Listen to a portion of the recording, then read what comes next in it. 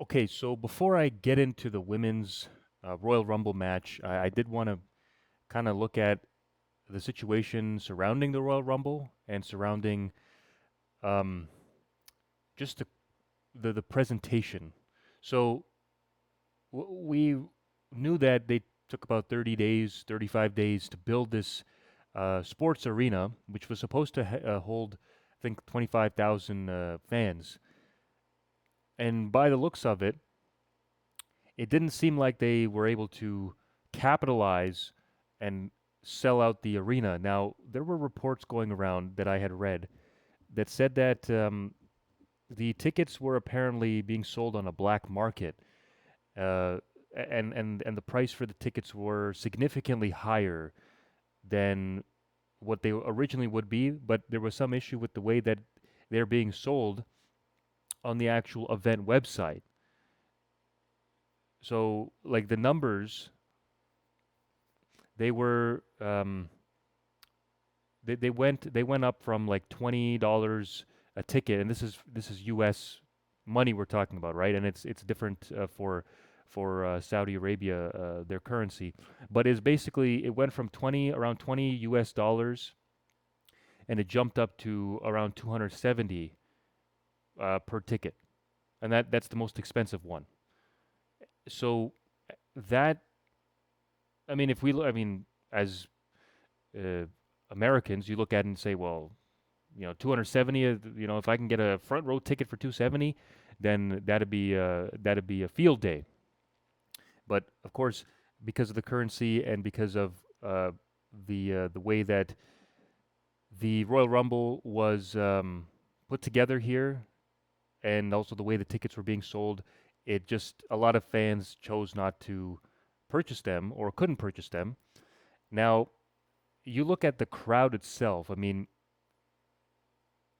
at first I was looking at it and I said, you know, what could have caused the crowd to just not show up? Like we didn't. It looked like there were just a bunch of lights around the stadium, and there were people saying that the lights, the people are sitting beneath the lights. Like they're one row down, and it's very hard to like see on camera. If you're watching it at home, seeing on TV, if that was the case or not. I went on Twitter. I saw people posting a lot of videos from within the arena, and I got to tell you, man, it looked like it was the number of people that were in the arena. It looked like there were more when I was watching these fan made videos than watching it on screen. And I don't know why that. I'm not sure. Like I don't, and that's not really good for WWE because you know they need to make sure that the presentation of this Rumble it translates well for the viewer that's watching on Netflix or ESPN, but that didn't seem like it. So that's why it felt as if there weren't a lot of people in that arena. Now, I'm not sure how many tickets were sold. I was trying to do some research earlier today before I started filming to see if I could find numbers. Uh, I couldn't. I guess they'll release them later on, but or I don't know if they ever will release them because maybe WWE wants to keep that hidden for very obvious reasons. But I thought I'd make mention of that because WrestleMania is supposed to happen next year in the same city, and it's not looking good. It's not looking good. After watching this show and seeing the turnout, and we'll get into the fan reactions and chants and all that. It didn't feel like the right move was to sign off and have WrestleMania in Saudi Arabia for next year.